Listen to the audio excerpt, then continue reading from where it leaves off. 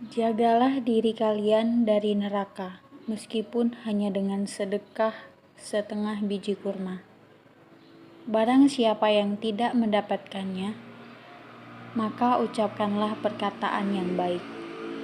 Hadis riwayat Bukhari dan Muslim. Assalamualaikum warahmatullahi wabarakatuh. Perkenalkan, nama saya Arni Diana, NIM C1F019057 dalam mata kuliah Ekonomi Ziswaf yang diampu oleh Bapak Dr. Rafiki SAG MA. Di mana pada kesempatan kali ini saya akan menjelaskan mengenai cara perbankan syariah menerapkan Ziswaf. Sebelum jauh kita membahas mengenai tata cara tersebut, saya akan memperkenalkan apa sih Ziswaf itu. Secara teori, sebenarnya zakat, infak, dan sedekah merupakan suatu kesamaan yang disebut sedekah secara umum karena merupakan sebuah perbuatan kebaikan. Namun di sisi lain, zakat dapat kita bedakan karena zakat merupakan satu kewajiban bagi seorang muslim di mana zakat hanya dikeluarkan apabila harta yang dimiliki telah mencapai nisab dan haul serta ditujukan kepada orang-orang tertentu saja. Sedangkan sedekah tidak memilih siapa yang akan menjadi objek penerimanya. Sedekah ditujukan untuk masyarakat umum. Sedekah juga tidak selalu berupa materi, di mana yang sama-sama kita ketahui, tersenyum kepada saudara kita sendiri juga sudah merupakan sedekah. Nah, hal inilah yang membedakan dengan infak, di mana infak biasanya berupa materi. Sedangkan wakaf sendiri berupa penangguhan hak milik kepada lembaga untuk dimanfaatkan untuk kepentingan sosial. Sekarang kita sudah memahami arti secara umum apa itu zakat, infak, sedekah, dan wakaf. Seterusnya kita akan membahas sebutan bahwa Ziswaf sebagai filantropi dari Islam. Nah, ini apa maksudnya akan saya jelaskan. Jadi Ziswaf disebut sebagai filantropi Islam yang dikembangkan oleh lembaga keuangan syariah. Ini dapat diartikan sebuah kegiatan sosial yang dihasilkan dari Ziswaf itu tersendiri yang akan atau dapat dikembangkan juga oleh perbankan syariah.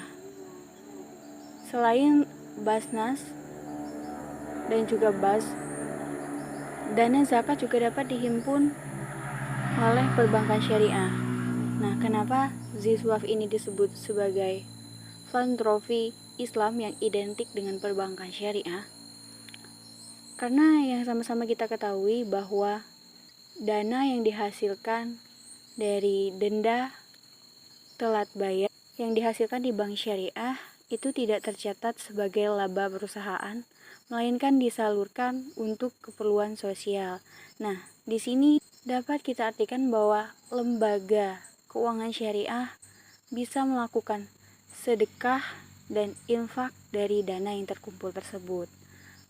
Lalu bagaimana dengan penerapan zakat? Alhamdulillah, perbankan syariah ini aktif membayar zakat dan juga pajak, sehingga dapat kita simpulkan bahwa perbankan ini sudah efek dengan berbagai pembaharuan dan komitmen yang saat ini tengah dilaksanakan. Lantas bagaimana peran perbankan syariah untuk mengembangkan potensi zakat, infak, dan sedekah yang ada di tanah air Indonesia?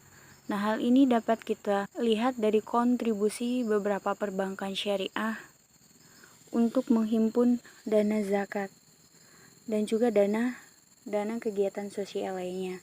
Seperti halnya Mandiri Syariah dengan dompet Duapa dan BSI dengan link aja yang sekarang sudah berkembang untuk bisa menerima zakat secara online, di mana di tengah pandemi tentunya hal ini sangat membantu.